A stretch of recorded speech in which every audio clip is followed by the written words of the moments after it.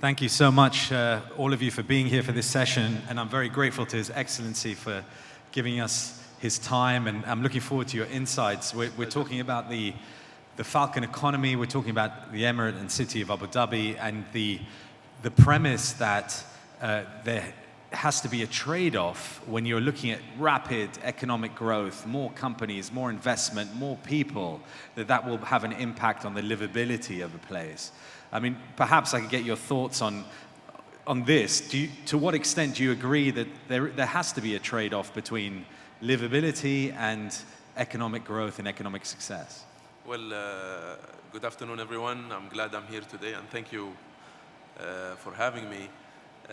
We just touched base, me and you, about the livability and the trade-off between economic and livability. I think a lot of people understand that there is a trade-off.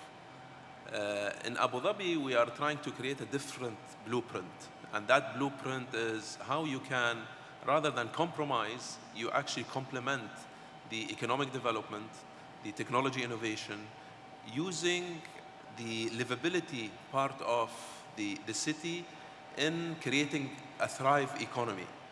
For us to attract people to come and live, work, and thrive in Abu Dhabi, we have to create a proper environment around it, either from connectivity, using technology, social aspect of it, the community engagement. And this is part of our leadership's aspiration of creating communities. Everybody would think that we have over 200 nationalities, we have different demographics, different salary brackets.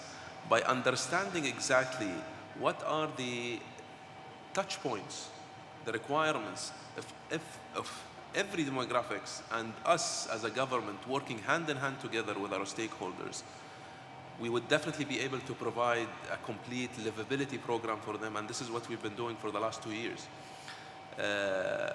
In 2040, for example, we are anticipating that the population would double. Our GDP would double.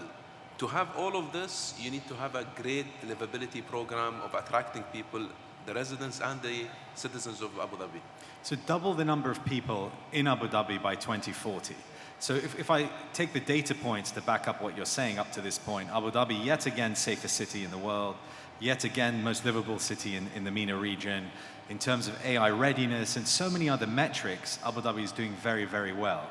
So as we go towards that 2040 vision, and we double the number of people here, in your role, Chairman of the Department of Municipalities and Transport, you oversee also the regulatory authority for the real estate. You're on the board of Etihad Airways, Etihad Aviation Group, for example. There's so many roles that you have this vantage point. How do we ensure that the livability, those metrics remain high as we go forward, including your point of knowing what people want? See, who are my stakeholders? My stakeholders are visitors of Abu Dhabi, residents of Abu Dhabi, people that want and find an opportunity in Abu Dhabi. By understanding who are my stakeholders, we will be able to curate a proper livability program for all of them. As you said, yes, I am involved into the Etihad, the aviation industry. I'm also within the land transport in terms of Etihad Rail as well. All of these working together. You see the buzz now in Abu Dhabi. You feel that buzz. Everybody's working towards one single direction, and that direction is how to increase our GDP contribution from non-oil by doubling our population. And to do that, everybody around this amazing city, under the leadership of His Highness Sheikh Mohammed and Sheikh Khalid, is that we all have to abide by specific values and provide the right components for people to come and live here in Abu Dhabi. I'm not saying it's easy. It's not impossible. We've already been doing it. I'll give you a very simple example. Every district in Abu Dhabi, we have to come up with a single score with the requirements of every district based on the community. So we have to be at the street level, understanding the community by having a very strong engagement program with them and understanding their needs. It's not only by providing schools or providing a proper transportation network. It's all of the above, and there is a lot of qualitative inputs that the government is trying to enhance within those communities. Hatem just touched upon some of the issues that are part of my domain as well in terms of what we signed last week in terms of the autonomous vehicles. The autonomous vehicles program started during Formula One, and it's already operational. All of these technologies that we are getting from even stakeholders and local stakeholders around us are helping Department of Municipality and Transport in creating a vibrant, a global standard city for the people to reside and come and live and work in Abu Dhabi. So you talked about the vision from the leadership at the top level. We talk about the execution day to day and these aspects you mentioned, bringing in technology, bringing in urban planning and design in a kind of different mindset to that. The world cannot work anymore on silos. No one can succeed on their own track. And this is something that people are finding maybe not necessarily natural to operate in, but this has to be your day-to-day reality. Oh yeah, that's true. It's not only working with my colleagues in other departments, health authority, education authority, all the different economic authority that we work very close together as well. We have to work with also non-government entities, Etisalat, for example, or EANT. They are an important stakeholder that we need to work with. We work with Ittihad Aviation. We work with private sector as well of curating this environment for the people.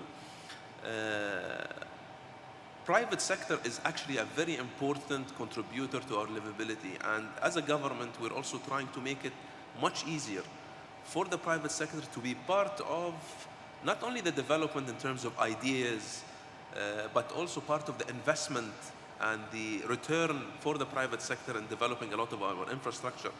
Abu Dhabi now, in the next 5 to 10 years, we have over 480 billion worth of infrastructure projects, either from road networks, transportation, schools, hospitals. All of this, the government can afford to develop it itself, but we are trying to say, no, let's get the private sector part of this development, because we see the aspirations of leadership in Abu Dhabi, and we see the returns that are going to come to the residents and the investors as well. And of course, the Emirate of Abu Dhabi includes not just Abu Dhabi City, but Al Ain and other hubs. And when you talk about the opportunities, there is opportunities for procurement for SMEs and startups and entrepreneurs, as well as a chance to partner up the private sector on massive infrastructure projects. I think you're also overseeing the infrastructure center as well. Yes. See, Abu Dhabi Emirate includes 3 major regions: Abu Dhabi, Al Ain, and the Western region. And I manage the municipality transport within Abu Dhabi Emirate. But as an urban plan, when we develop our urban plan for 2040, which will be unveiled in the next 2 to 3 weeks, it will tell you what are we going to do within these regions. Not everything is around Abu Dhabi City, but we are also creating specific urban development within the different regions in Abu Dhabi. Abu Dhabi is over 67% of the United Arab Emirates, so we have a vast geographical area, but at the same time we have to create the network of how to get these people around, because we're creating also our urban plan based on our economic Falcon strategy, which is being developed now. So in a nutshell, yes, we have to look at all the regions in Abu Dhabi, taking into consideration that just a data point for everyone to understand is that in 2024, the urban plan that we are developing for 2040 is doubling the population, as we mentioned earlier. But the previous plan that we had was by 2030, we would reach to our population 2.5 now, and we are already 2.5. We're ahead of schedule. We are actually 2.5. We are 6 years behind because we haven't anticipated the influx of people, the growth in population, the growth in our economy, which is a great benchmark for us to actually beat, because our 2040 is doubling this number now. So everybody needs to work together to reach that level of population and GDP, obviously.